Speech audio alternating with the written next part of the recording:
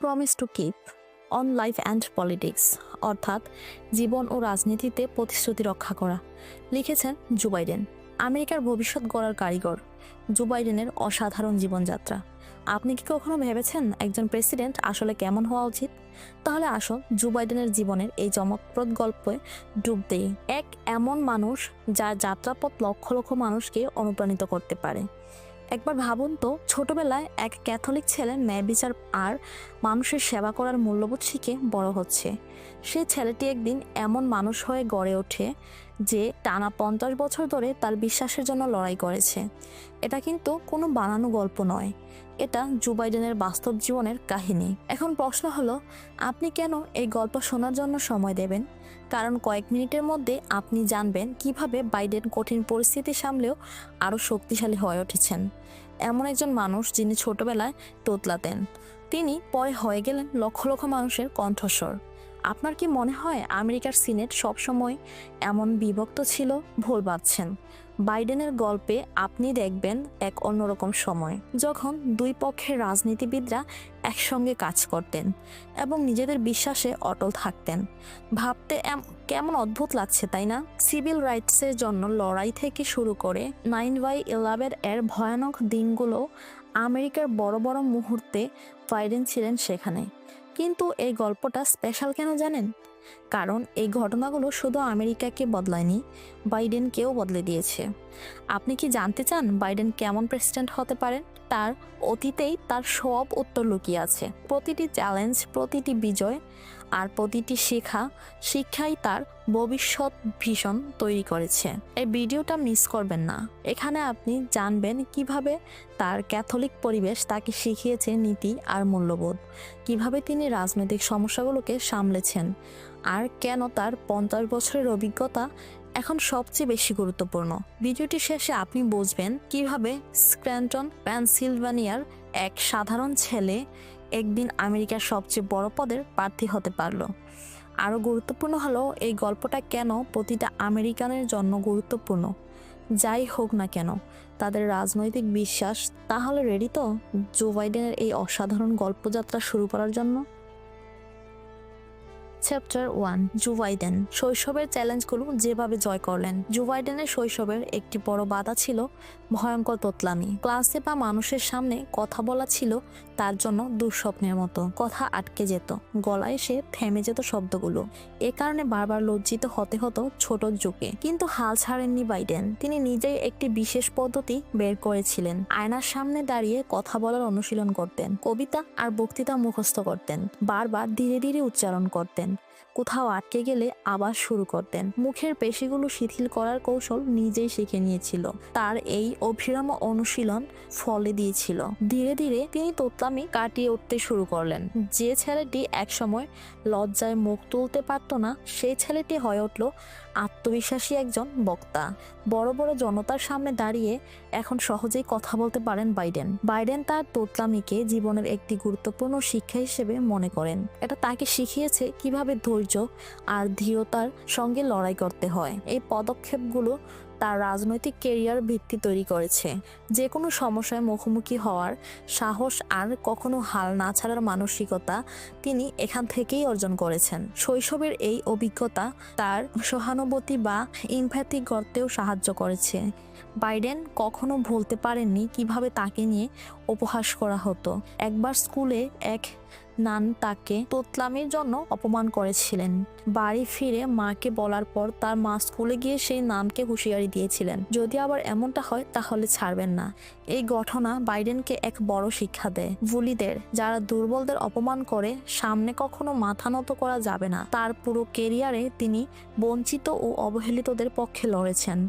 Bullying, বৈষম্য আর অন্যায়ের বিরুদ্ধে দাঁড়ানো তার জীবনের অন্যতম লক্ষ্য হয়ে দাঁড়ায়। তার বাবা মা ও ক্যাথলিক বিশ্বাস তাকে সবসময় মানুষের সেবা করার শিক্ষা দিয়েছে। মানুষের পাশে দাঁড়ানোর এই প্রতিশ্রুতি বাইডেনের জীবনের মিশন হয়ে গিয়েছে। পাবলিক ডিফেন্ডার থেকে শুরু করে সিনেটর এবং এখন প্রেসিডেন্ট, সব সময় তিনি চেষ্টা করেছেন অসহায় মানুষের সাহায্য করতে। শৈশবের সেই কঠিন সময়গুলো তাকে আরও শক্তিশালী করেছে এবং নেতৃত্বের জন্য তৈরি করেছে। তার এই যাত্রা প্রমাণ করে ব্যক্তিগত চ্যালেঞ্জগুলোই একদিন সবচেয়ে বড় প্রেরণা আর সহমর্মিতার উৎস হয়ে উঠতে পারে। বাইডেন তার শৈশবের কষ্টগুলোকে ব্যবহার করেছেন অন্যদের বোঝার এবং তাদের পাশে দাঁড়ানোর জন্য। চ্যাপ্টার 2, ভালোবাসা ও উচ্চাকাঙ্ক্ষা। জো বাইডেনের শুরুর দিনগুলো। জো বাইডেনের সাফল্যের পথ কখনো মসৃণ ছিল না। কলেজে তিনি বেশ বিপদে ছিলেন, পড়াশোনার খুব ভালো ছিলেন না। শীর্ষ ছাত্র তো দূরের কথা, পরীক্ষার আগের রাতে বই নিয়ে বসতে হতো। ডেলাওয়্যার বিশ্ববিদ্যালয়ে প্রথম 2 বছরে বাইডেন পড়ার চেয়ে বন্ধুদের সঙ্গে আড্ডা দিতে বেশি সময় কাটাতেন। সব কিছুই বদলে গেল এক বসন্তে।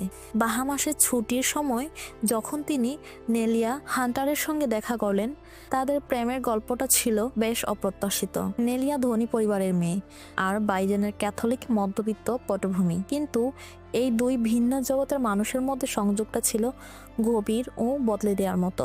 বাইডেন এতটাই মুগ্ধ হয়েছিলেন যে প্রতি সপ্তাহে 320 মাইল গাড়ি চালিয়ে নেলিয়ার সঙ্গে দেখা করতে যেতেন। এমনকি ফুটবল খেলা ছেড়ে দিয়েছিলেন যাতে নেলিয়ার সঙ্গে আরও বেশি সময় কাটাতে পারেন। নেলিয়ার প্রতি তার ভালোবাসা ধীরে ধীরে তার সবচেয়ে বড় প্রেরণা হয়ে উঠল।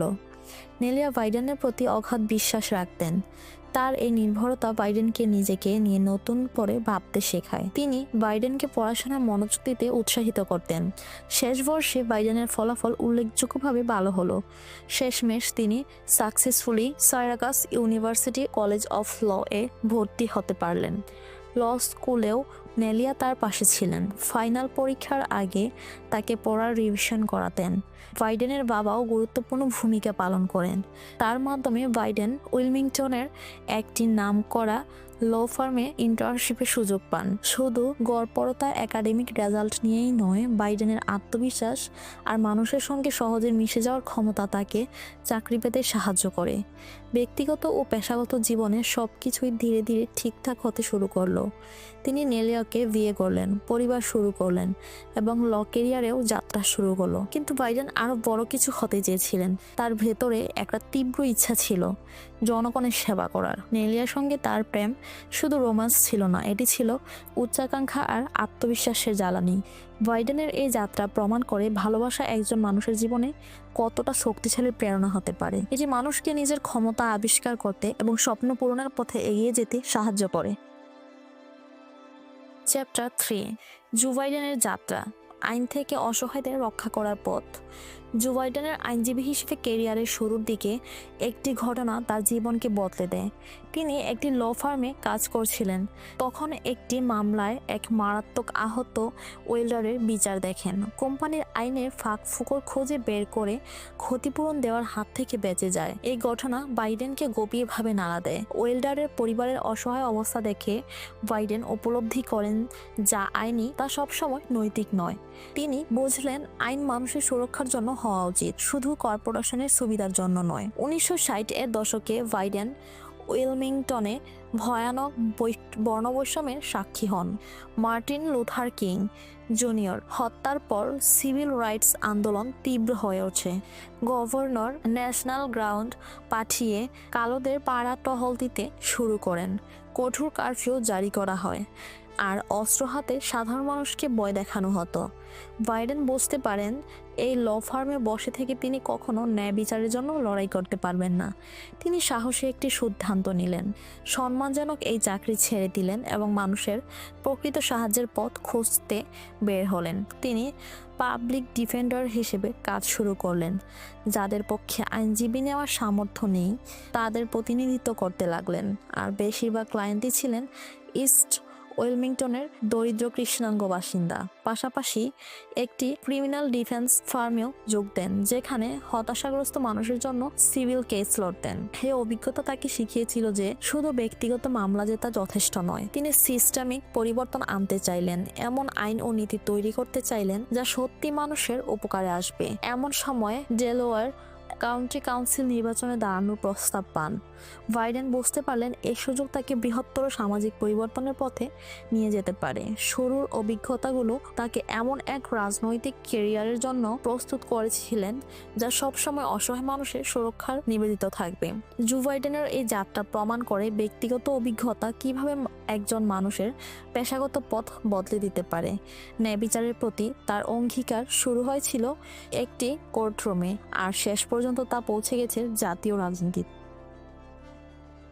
চ্যাপ্টার 4, জো বাইডেনের পরিবেশ রক্ষার রাজনৈতিক যাত্রা। জো বাইডেন তার রাজনৈতিক জীবন শুরু করেন একটি বিশেষ লক্ষ্য নিয়ে, পরিবেশ সুরক্ষা। 1969 সালে নিউ ক্যাসল কাউন্টি কাউন্সিলের জন্য ডেমোক্রেটিক পার্টির নেতারা তাকে নির্বাচনে দাঁড়ানোর প্রস্তাব দেন। এলাকাটি মূলত রিপাবলিকানদের দখলে ছিল, তবুও বাইডেন চ্যালেঞ্জটি গ্রহণ করেন। তার বোন ভ্যালেরি ছিলেন তার ক্যাম্পেইন ম্যানেজার। তিনি দিনরাত পরিশ্রম করে প্রতিটি পাড়া মহল্লায় গিয়ে মানুষের সঙ্গে কথা বলেন। সেই প্রচারণার সময় বাইডেন একটি গুরুত্বপূর্ণ বিষয় বুঝতে পারেন। মধ্যবিত্ত রিপাবলিকান এবং শ্রমজীবী ডেমোক্রেটরা দুই পক্ষই চায় তাদের সন্তানদের জন্য একটি সুস্থ সবুজ পরিবেশ। সব বাধা পেরিয়ে বাইডেন 2000 ভোটের ব্যবধানে জয়ী হন। এই জয় এমন সময় আসে যখন পুরো রাজ্যে ডেমোক্রেটরা রাজনৈতিকভাবে পিছিয়ে পড়েছিল। নির্বাচিত হওয়ার পরপরই তিনি পরিবেশ সুরক্ষাকে তার মূল এজেন্ডা বানিয়ে দেন। 1970-এর দশকের শুরুতে পরিবেশ রক্ষার জন্য তেমন কোনো কঠোর আইন ছিল না। বড় বড় কোম্পানি যেমন শেল সহজেই উপকূলের হাজার হাজার একর জমি কিনে সেখানে শিল্প প্রকল্প শুরু করত। ডেভেলপাররা অবাধে হাইওয়ে বানিয়ে প্রাকৃতিক পরিবেশ ধ্বংস করছিল। বাইডেন এইসব পরিবেশগত হুমকির বিরুদ্ধে শক্ত অবস্থান নেন। তিনি নতুন শিল্প প্রকল্পের আগে কঠোর পরিবেশগত পরীক্ষার দাবি জানান। তার এই অবস্থান ডেভেলপার ও ব্যবসায়ীদের সঙ্গে সম্পর্ক খারাপ করলেও পরিবেশ সচেতন নাগরিকদের মধ্যে তাকে জনপ্রিয় করে তোলে। পরিবেশ রক্ষায় তার এই দৃঢ় প্রতিশ্রুতি ডেলাওয়্যার ডেমোক্রেটিক পার্টির নজর কাড়ে। তারা বাইডেনকে ভবিষ্যৎ নেতা হিসেবে দেখতে শুরু করে, যিনি রিপাবলিকানদের দীর্ঘদিনের সিনেট আসনে চ্যালেঞ্জ ছড়ে দিতে পারেন। বাইডেনের প্রগতিশীল পরিবেশ নীতি তার রাজনৈতিক পরিচয়ের গুরুত্বপূর্ণ অংশ হয়ে ওঠে। ডেমোক্রেটিক পার্টি তার ভোটারদের সঙ্গে বিভিন্নভাবে সংযোগ স্থাপনের ক্ষমতা বুঝতে পারে। তারা বাইডেনকে ডেমোক্রেটিক রেনুয়াল কমিশন এর অন্তর্ভুক্ত করে, যা পার্টির আধুনিকীকরণ এবং নতুন কৌশল তৈরি করতে কাজ করছিল। বাইডেনের প্রাথমিক রাজনৈতিক জীবন গড়ে ওঠে পরিবেশ রক্ষার লড়াইয়ের মাধ্যমে। তিনি প্রমাণ করেন প্রাকৃতিক সুরক্ষা একটি শক্তিশালী রাজনৈতিক প্ল্যাটফর্ম হতে পারে, যা বিভিন্ন সামাজিক ও অর্থনৈতিক গোষ্ঠীর মধ্যে সংযোগ স্থাপন করতে পারে। চ্যাপ্টার 5, জো বাইডেনের অবিশ্বাস্য সেনেট জয়। জো বাইডেন মাত্র 29 বছর বয়সে সেনেট নির্বাচনে দাঁড়ানোর সিদ্ধান্ত নেন। বেশিরভাগ মানুষ ভেবেছিল তার জেতার কোনো সুযোগ নেই। তৎকালীন রিপাবলিকান সেনেটর প্রায় 30 বছর ধরে সেই আসন ধরে রেখেছিল। এত অভিজ্ঞ একজন রাজনীতিককে একজন তরুণ প্রার্থী হারাতে পারবে, এটা কেউ ভাবতেই পারেনি। বাইডেনের সবচেয়ে বড় শক্তি ছিল তার পরিবার। তার ভাই তহবিল সংগ্রহে সাহায্য করেন, বোন ভ্যালেরি পুরো ক্যাম্পেইন ম্যানেজ করেছিলেন, আর তার স্ত্রী নেলিয়া সবসময় পাশে ছিলেন। সবাই জানতো তারা একটা অসম লড়াই নেমেছে। তাদের ক্যাম্পেইনের হাত তেমন কোনো অর্থ ছিল না। প্রচলিত বড় ফান্ডাররা বাইডেনকে সমর্থন করতে রাজি হননি, কিন্তু তারা এই দুর্বলতাকে শক্তিতে পরিণত করলেন। বিজ্ঞাপনে টাকা খরচ না করে তারা নতুন নতুন কৌশল বের করলেন। বাইডেন ব্যক্তিগত সংযোগে জোর দিলেন। প্রতিদিন 10টা পর্যন্ত কমিউনিটি কফি মিটিং করতেন। মানুষের বসার ঘরে গিয়ে সরাসরি ভোটারদের সঙ্গে কথা বলতেন। তিনি স্কুলে গিয়ে তরুণদের সঙ্গে কথা বলতেন, যারা নিজেরা ভোট দিতে পারত বা তাদের বাবা মাকে প্রভাবিত করতে পারত। তিনি তার নীতিগত লক্ষ্যগুলো স্পষ্ট করে তুলে ধরতেন। সিভিল রাইটস, পরিবেশ সুরক্ষা, ভোটাধিকার, স্বাস্থ্যসেবার সুযোগ এবং ভিয়েতনাম যুদ্ধ বন্ধের মতো গুরুত্বপূর্ণ ইস্যুতে বাইডেন জোর দিতেন। বারবার নিজের বার্তা ঘষে মেজে আরও স্পষ্ট ও শক্তিশালী করে তোলেন। নির্বাচনের 2 মাস আগে জরিপে দেখা যায় বাইডেন 30 পয়েন্ট পিছিয়ে আছেন। কেউই ভাবেনি তিনি জিতবেন, কিন্তু নির্বাচনের দিন সবাইকে চমকে দিয়ে তিনি 3000 ভোটের ব্যবধানে জয়ী হন। বাইডেন প্রমাণ করলেন যে দৃঢ় সংকল্প, তৃণমূল পর্যায়ের সমর্থন এবং আন্তরিক যোগাযোগের মাধ্যমে অসম্ভবকেও জয় করা যায়। তার এই ক্যাম্পেইন দেখালো কিভাবে একজন তরুণ উদ্যমী প্রার্থী একজন প্রতিষ্ঠিত প্রার্থীকেও হারাতে পারে। চ্যাপ্টার 6, একটি ট্র্যাজেডি যা প্রায় শেষ করে দিয়েছিল জো বাইডেনের রাজনৈতিক জীবন। 30 বছর বয়সে জো বাইডেন নতুন এক যাত্রা শুরু করতে যাচ্ছিলেন সেনেটর সদস্য হিসেবে। ওয়েলমিংটনে তার একটি সুন্দর বাড়ি ছিল, সঙ্গে 3টি আদরের সন্তান।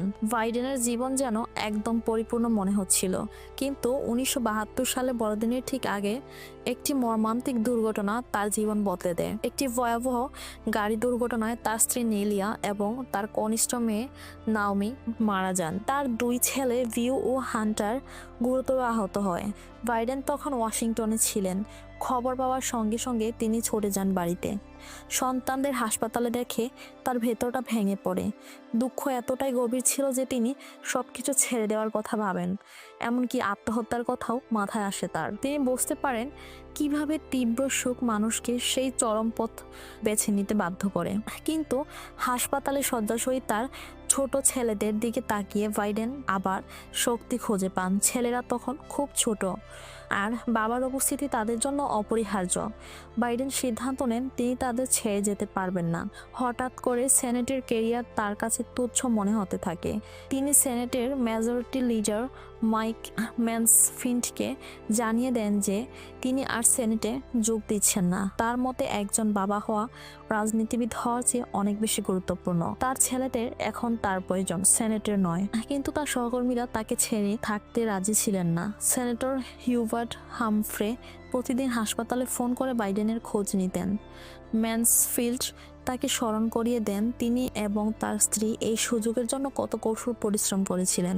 নেলিয়ার স্মৃতি এবং সহকর্মীদের সমর্থনে অনুপ্রাণিত হয়ে বাইডেন একটি কঠিন সিদ্ধান্ত নেন।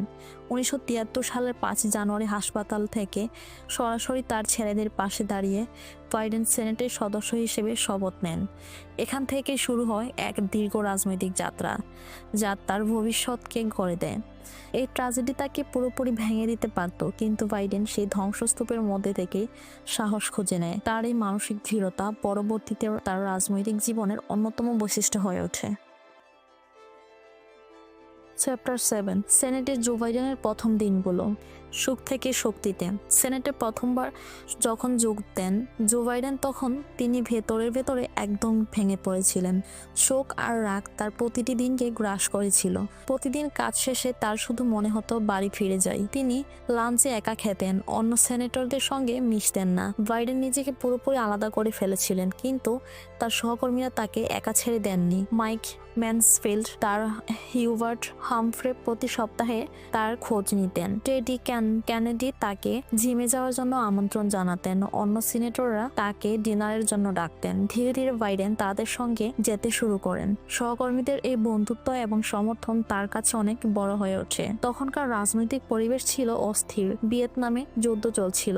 প্রেসিডেন্ট নিক্সন ইমপিচমেন্টের মুখোমুখি হয়েছিলেন। সিভিল রাইটস আর নারী অধিকারের মতো গুরুত্বপূর্ণ সামাজিক ইস্যুগুলো নিয়েও আলোচনা চলছিল। বাইডেনের প্রথম সেনেট ভাষণ ছিল ক্যাম্পেইন ফাইন্যান্স নিয়ে। তিনি রাজনৈতিক প্রচারণায় বেসরকারি অর্থায়নের বিরোধিতা করেন। তার মতে প্রাইভেট ফান্ডিং থেকে দুর্নীতি জন্মায়। কিছু ডোনার চেয়েছিল তার ভোটের উপর প্রভাব ফেলতে, কিন্তু বাইডেন এই প্রভাব মেনে নেননি।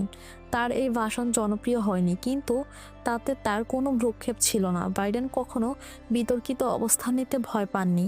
তিনি সব সময় নিজের নীতির উপর দাঁড়িয়ে থেকেছেন, এমনকি সেটা অন্যদের অস্বস্তিতে ফেললে তাও। উদাহরণস্বরূপ বাইডেন ফেডারেল তহবিল দিয়ে গর্ভপাতের অর্থায়নের বিরোধিতা করেছিলেন, কিন্তু তিনি নারীর গর্ভপাতের অধিকারকেও সমর্থন করেছিলেন। এই অবস্থান রক্ষণশীলদের এবং নারী অধিকার গ্রুপ উভয়ই ক্ষোভের কারণ হয়েছিল। তবুও বাইডেন নিজের অবস্থান থেকে নড়েননি। তার এই স্বাধীন চিন্তাভাবনা থেকে ডেমোক্র্যাট এবং রিপাবলিকান উভয়ের কাছেই সম্মান এনে দেয়। তিনি শুধু দলের লাইনেই হাঁটেননি, বরং তিনি এমন ইস্যুতে কাজ করেছেন যা তার কাছে গুরুত্বপূর্ণ মনে হয়েছে। সেনেটে তার প্রথম দিকের বছরগুলোতে বাইডেন তার চরিত্রের পরিচয় দেন। তিনি ছিলেন দৃঢ়প্রতিজ্ঞ, নীতিনিষ্ঠ এবং নিজের বিশ্বাসের পক্ষে দাঁড়ানোর সাহসী একজন নেতা। চ্যাপ্টার 8, জো বাইডেন আর জিলের প্রেমের গল্প। ভালোবাসা, ধৈর্য আর নতুন শুরু।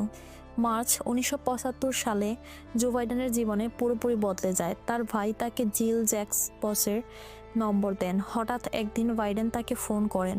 প্রথম কথোপকথনে বাইডেন কিছু একটা আলাদা অনুভব করেন। প্রথমেই তিনি বুঝতে পারেন জিলই সেই বিশেষ মানুষ, কিন্তু জিল নিশ্চিত ছিলেন না। তখন তার বয়স ছিল 24, বাইডেনের চেয়ে প্রায় 10 বছরের ছোট। সদ্যই তার একটা খারাপ বিয়ের সম্পর্ক ভেঙেছে। তিনি তখন স্বাধীনতাটাই বেশি ভালোবাসতেন। রাজনীতি ছিল না তার আগ্রহের জায়গা। কিন্তু বাইডেন ছিলেন একদম ভিন্ন। তিনি প্রথম থেকেই তাদের ভবিষ্যৎ নিয়ে নিশ্চিত ছিলেন। তিনি জিলের মধ্যে বিশেষ কিছু দেখতে পেয়েছিলেন। ধীরে ধীরে জিলও প্রেমে পড়ে যান।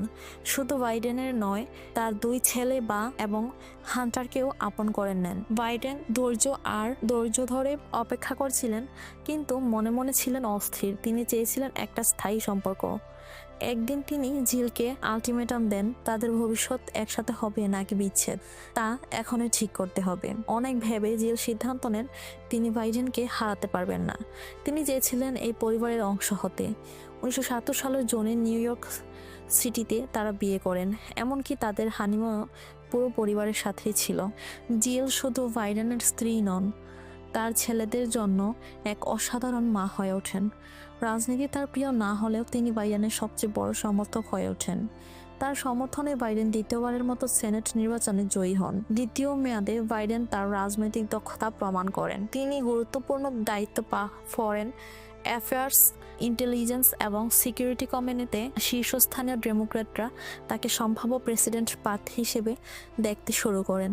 জিল বাইডেনের জীবন বদলে দেন। তিনি কঠিন সময়ে ভালোবাসা, স্থিতিশীলতা আর সমর্থন এনে দেন। তাদের সম্পর্ক শুধুমাত্র প্রেমের নয়, এটা হয়ে ওঠে এমন এক শক্তিশালী অংশীদারিত্ব যা বাইডেনের রাজনৈতিক জীবনকে গভীরভাবে প্রভাবিত করে। তাদের প্রেমের গল্প সাধারণ ছিল না, ছিল জটিল, অপ্রত্যাশিত। কিন্তু এই সম্পর্কই বাইডেনের ব্যক্তিগত পেশাগত যাত্রার শক্তিশালী ভিত্তি হয়ে ওঠে। চ্যাপ্টার 9, বাইডেনের প্রথম প্রেসিডেন্ট নির্বাচনী চ্যালেঞ্জ।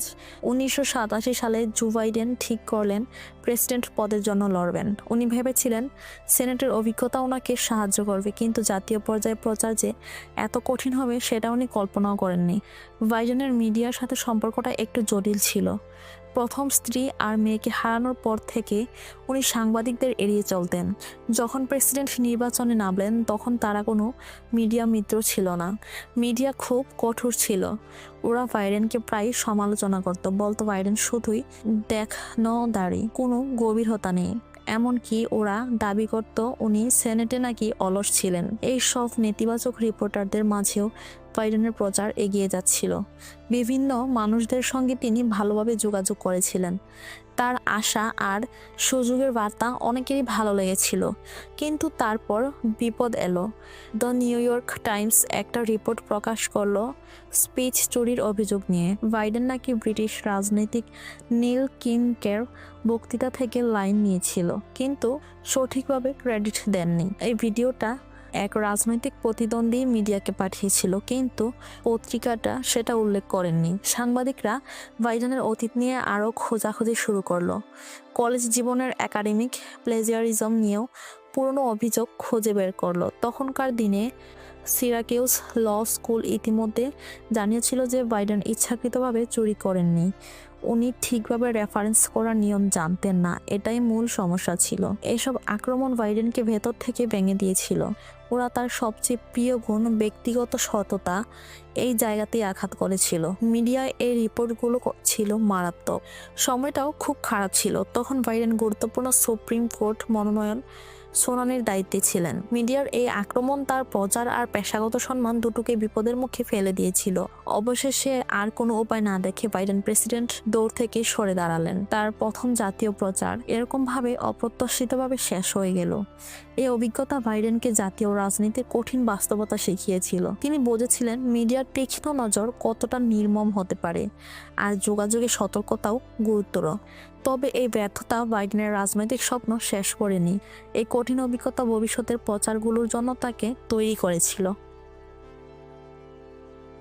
চ্যাপ্টার 10, বাইডেনের জীবন বদলে দেওয়ার স্বাস্থ্য সংকট। জো বাইডেনের ব্যর্থ প্রেসিডেন্ট প্রচার আসলে ওনার জীবন বাঁচিয়েছিল। প্রচারের সময় ভয়ানক মাথা ব্যথায় ভুগছিলেন তিনি। দিনে 10টির বেশি ব্যথার ওষুধ খেতে হচ্ছিল। বাইডেন ভেবেছিল এই সমস্যা শুধু স্ট্রোকসের কারণে, এক রাতে লম্বা একটা বক্তৃতার পর বাইডেন হোটেল রুমে ঢুকে গেলেন। ডাক্তাররা পরীক্ষা করে দেখলেন ওনার মস্তিষ্কে বিপজ্জনক ব্রেন অ্যানিউরিজম হয়েছে। যদি বাইডেন প্রচার চালিয়ে যেতেন, এই অবস্থাটা তার জীবন শেষ করে দিতে পারত। এরপর বাইডেনকে কয়েকটি ঝুঁকিপূর্ণ সার্জারি করতে হয়। সুস্থ হতে অনেক সময় আর কষ্ট গেছে, কিন্তু এই অভিজ্ঞতা ওনাকে পুরোপুরি বদলে দিল। প্রথমবারের মতো বাইডেন একটু ধীর হলেন। উনি বুঝতে পারলেন জীবনের মানে শুধু কাজের দৌড় নয়, রাজনৈতিক উচ্চাকাঙ্ক্ষা হঠাৎই কম গুরুত্বপূর্ণ লাগতে শুরু করলো। এই স্বাস্থ্য সংকট ওনাকে নতুন একটা দৃষ্টিভঙ্গি দিল। বাইডেন বুঝলেন জীবনে ভারসাম্যের গুরুত্ব কতটা। তিনি এমন কিছু করতে চাইলেন যা আসলে অর্থবহ, শুধুমাত্র সাফল্যের পেছনে ছোটার বদলে। সুস্থতার সময় বাইডেন গভীরভাবে নিজের জীবনের ওপর ভাবলেন। উনি নিজের শক্তি আর অগ্রাধিকারগুলো বুঝতে পারলেন। নতুন উদ্যম নিয়ে তিনি আবার সেনেটে ফিরলেন। সেনেটে ফিরে বাইডেন গুরুত্বপূর্ণ প্রজেক্টে মন দিলেন। তিনি ভায়োলেন্স এগেনস্ট ওমেন্স অ্যাক্ট তৈরি করলেন। এই আইন দেশ জুড়ে গার্হস্থ্য সহিংসতার সমস্যাগুলো সমাধান করার জন্য তৈরি হয়েছিল। উনি আন্তর্জাতিক নীতিতেও গভীরভাবে জড়িয়ে পড়লেন। বাইডেন প্রেসিডেন্ট ক্লিন্টনকে চাপ দিলেন স্লোবোদান মিলোসেভিচের বিরুদ্ধে ব্যবস্থা নিতে। আন্তর্জাতিক সংঘাতগুলিকে জবাবদিহিতার জন্য তিনি কাজ করছিলেন। এর স্বাস্থ্য সংকট বাইডেনকে আরও দৃঢ় প্রতিজ্ঞ করেছিল। উনি পরিষ্কার জানতেন তিনি কি অর্জন করতে চান। তার রাজনীতির পথ আরও লক্ষ্যনিষ্ঠ আর উদ্দেশ্যমূলক হয়ে ওঠে। বাইডেন এই প্রায় মৃত্যুর অভিজ্ঞতা ওনার জীবন পাল্টে দিয়েছিল। তাকে শিখিয়েছিল দৃঢ়তা, ভারসাম্য আর অর্থপূর্ণ কাজের গুরুত্ব। তিনি আরও শক্তিশালী হয়ে জনসেবায় ফিরলেন। তার এই যাত্রা প্রমাণ করে জীবনের বিপর্যয় কখনো কখনো উন্নতি আর নতুন দৃষ্টিভঙ্গির সুযোগ হয়ে উঠতে পারে। চ্যাপ্টার 11, প্রেসিডেন্ট হওয়ার পথে বাইডেনের যাত্রা। 9/11 সন্ত্রাসী হামলা আমেরিকার ইতিহাস বদলে দিয়েছিল। সেই ঘটনার পর বিশ্বজুড়ে অবিশ্বাস্য সংহতি দেখেছিলেন জো বাইডেন। তিনি আশা করেছিলেন এই ঐক্য সন্ত্রাসবাদের বিরুদ্ধে সবাইকে এক করবে। শুরুতে প্রেসিডেন্ট বুশ আন্তর্জাতিক সহযোগিতার ব্যাপারে উন্মুক্ত মনে হয়েছিল, কিন্তু বাইডেন ভুলভাবে অপেক্ষা করেছিলেন ভাইস প্রেসিডেন্ট ডিক চেনি আর প্রতিরক্ষামন্ত্রী ডোনাল্ড রামসফেল্ডের প্রভাব। ইরাক যুদ্ধ বাইডেনের জন্য একটা গুরুত্বপূর্ণ মোড় ছিল। তার কাছে এই যুদ্ধ অপ্রয়োজনীয় আর ধ্বংসাত্মক মনে হয়েছিল। হাজার হাজার মানুষের জীবন গেল, কোটি কোটি ডলার অপচয় হলো। যুদ্ধ আন্তর্জাতিক নীতিগুলো ভঙ্গ করেছিল। আমেরিকা জেনিভা কনভেনশন এর নিয়ম উপেক্ষা করলো। গুয়ান্তানামো বেতে হওয়া অত্যাচারিত আমেরিকার নৈতিক সনদ নষ্ট করলো। 2004-এ বুশ পুনর্নির্বাচিত হলে বাইডেন ভীষণ হতাশ হয়েছিল। তিনি মনে করছিল দেশটা ভুল পথে চলছে। ডেমোক্র্যাটদের ক্ষমতা পুনরুদ্ধার করতে হবে। প্রথমবারের মতো বাইডেন আবার প্রেসিডেন্ট নির্বাচনে দাঁড়ানোর কথা গুরুত্ব দিয়ে ভাবতে শুরু করলেন, কিন্তু তিনি তার পরিবারের প্রতিক্রিয়া নিয়ে চিন্তিত ছিলেন। আগে প্রচারটা তাদের জন্য খুব কঠিন ছিল। ক্রিসমাসের ছুটিতে বাইডেন আশা করেছিলেন তার পরিবার তাকে এই সিদ্ধান্ত থেকে নিরুৎসাহিত করবে, কিন্তু তারা তাকে পুরোপুরি অবাক করে দিল। জিল আর তার সন্তানরা চাইলেন বাইডেন লড়ুক। তারা বিশ্বাস করতেন বাইডেন দেশকে ঐক্যবদ্ধ করতে পারবেন। তারা তার প্রচারের পাশে থাকার প্রতিশ্রুতি দিলেন। বাইডেন ঠিক করলেন 2008 সালের ডেমোক্রেটিক নমিনেশন এর জন্য লড়বেন। প্রথমবারের প্রচারে প্রায় 20 বছর পর এবার তার লক্ষ্য পরিষ্কার ছিল। এবারের প্রেরণা ছিল ভিন্ন। বাইডেন জানতেন তিনি কেন প্রেসিডেন্ট হতে চান। তিনি জানতেন তিনি কি অর্জন করতে চান। বাইডেনের এই যাত্রা তার অধ্যবসায় আর প্রতিশ্রুতি দেখিয়েছে। তিনি ব্যক্তিগত কষ্টকে রাজনৈতিক প্রেরণায় বদলে দিয়েছিলেন। তার পরিবারের সমর্থন ছিল তার সবচেয়ে বড় শক্তি। ইরাক যুদ্ধ তার দৃষ্টিভঙ্গি একেবারে বদলে দিয়েছিল। তিনি বুঝেছিলেন নৈতিক নেতৃত্ব আর আন্তর্জাতিক বোঝাপড়ার প্রয়োজন কতটা জরুরি। জো বাইডেন ধীরতা আর প্রতিশ্রুতির এক অনন্য যাত্রা। জো বাইডেনের রাজনৈতিক জীবন এক অনন্য গল্প, ধীরতা আর নীতিতে অটুট থাকার। দীর্ঘ ক্যারিয়ারে তিনি বারবার নিজের বিশ্বাসের পক্ষে দাঁড়িয়েছেন, যদিও এর জন্য তাকে নানা চ্যালেঞ্জ আর সমালোচনার মুখোমুখি হতে হয়েছে। স্থানীয় রাজনীতিতে বাইডেনের শুরুর দিন থেকেই তার নীতির প্রতি অটল থাকার প্রমাণ মেলে। তিনি কখনো ভুলকে সমর্থন করেননি বা নিজের বিশ্বাস ছেড়ে দেননি, এমনকি যখন এতে সহকর্মীদের মধ্যে তিনি জনপ্রিয়তা হারিয়েছিলেন। বাইডেনের জীবন ব্যক্তিগত আর রাজনৈতিক দুই দিক থেকে অনেক বড় বড় চ্যালেঞ্জপূর্ণ। কিন্তু প্রতিবার তিনি সাহসের সাথে সেই বাধাগুলোর মুখোমুখি হয়েছেন। প্রত্যেকটা প্রতিকূলতা তাকে আরও শক্তিশালী আর দৃঢ় করে তুলেছে। এই ঘুরে দাঁড়ানোর ক্ষমতাই তার ক্যারিয়ারে একটা বড় বৈশিষ্ট্য। 1987 সালে প্রথমবার ডেমোক্রেটিক প্রেসিডেন্ট নমিনেশন জেতার চেষ্টা ব্যর্থ হয়েছিল, কিন্তু বাইডেন হাল ছাড়েননি। 2008 সালে আবার লড়েছিলেন, বিশ্বাস করেছিলেন যে তিনি দেশকে ঐক্যবদ্ধ করার ক্ষমতা রাখেন। বাইডেনের জীবনের সবচেয়ে গুরুত্বপূর্ণ শিক্ষা হলো পরিবার থেকে সমর্থনের গুরুত্ব। বাইডেন পরিবার একটা বিশেষ মন্ত্র অনুসরণ করেন, সাহায্য চাওয়ার আগে সেটি এগিয়ে দিতে হবে। বাইডেনের সবচেয়ে অন্ধকার সময়গুলোতে তার পরিবার সবসময় পাশে ছিল। তারা অপেক্ষা করেনি বাইডেন সাহায্য চাইবেন, বরং নিঃশর্ত ভালোবাসা আর সহায়তা দিয়ে এগিয়ে গিয়ে এসছে। এই পদ্ধতিটাই বাইডেন বিশ্বাস করেন সবাইকে প্রয়োগ করা উচিত। যাদের আপনি ভালোবাসেন তারা যখন কষ্টে থাকে তখন তাদের সাহায্যের জন্য অপেক্ষা করবেন না, নিজ থেকে এগিয়ে যান, সাহায্যের হাত বাড়িয়ে দিন এবং দেখিয়ে দিন আপনি তাদের পাশে আছেন।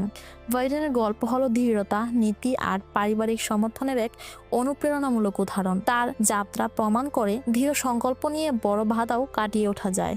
লক্ষ্য অর্জনের পথ কখনো বন্ধ হয় না। যারা জীবনের সমস্যার সম্মুখীন তাদের জন্য বাইডেনের জীবন একটা শক্তিশালী বার্তা দেয়। নিজের নীতিতে অবিচল থাকুন, আপনার সমর্থনের জায়গা ভরসা করুন আর কখনোই হাল ছাড়বেন না।